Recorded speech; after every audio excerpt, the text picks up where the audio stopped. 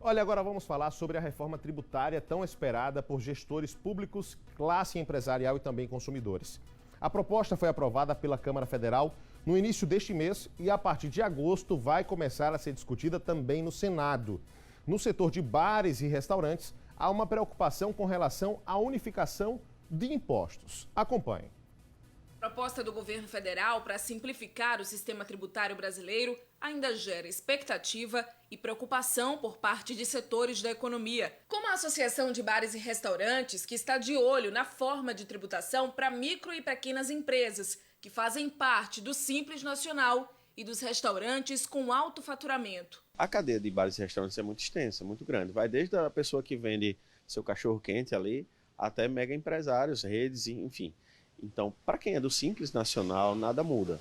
A princípio, ele vai até absorver a questão de bitributação, que tende a não ter mais isso, a guerra fiscal entre os estados.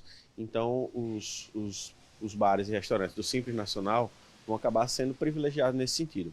Para quem é do lucro real, lucro presumido, a princípio teria quase que dobrar a alíquota, o que iria inviabilizar os empresários desse regime. A boa notícia é que as grandes empresas do setor de serviços podem ter forma de tributação diferenciada. Pelo menos essa é a base do diálogo de associações como a Abrazel e parlamentares federais. A Abrazel Nacional, em conversa com o governo e com a frente parlamentar, já discutiu que esse setor, nosso setor, que estão nesse regime, eles vão participar de uma alíquota especial, junto com a educação e saúde, porque nosso setor emprega muitas pessoas, né? Um dos setores que mais emprega, inclusive.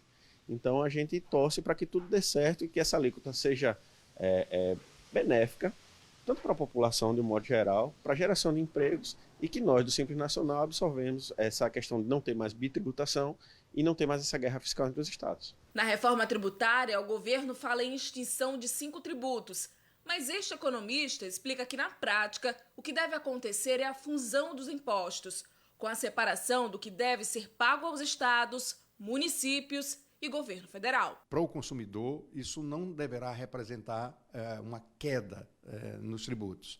A questão é mais mexer com a complexidade que é a nossa legislação tributária. Alguns produtos serão reduzidos o preço, serão, mas na média não sofrerá grande impacto no bolso do contribuinte. Isso é um fato. Agora, a equalização desses tributos é que vai facilitar o entendimento já para determinadas categorias. Veja que nós temos aí a transformação de 5 tributos em 2.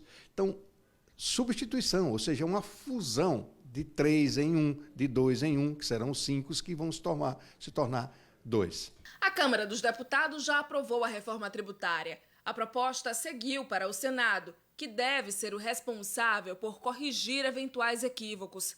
Caso seja realmente aprovada, a reforma só deve começar a ser testada em 2026. Está posto é que a transição será de 2026 até 2032, sendo de fato integralizada a reforma em 2033. Então, assim, há muita água a rolar por baixo da ponte até que a gente chegue a um consenso, a dizer, olha, a reforma realmente é essa, há outras legislações que são as complementares que virão até para regular e para validar o que eu acabei de dizer com relação a cada categoria. A gente espera que essa reforma venha para simplificar, observando as particularidades de cada setor e de cada regime, se é Simples Nacional, se é lucro real, se é lucro presumido, e que beneficie e gere empregos.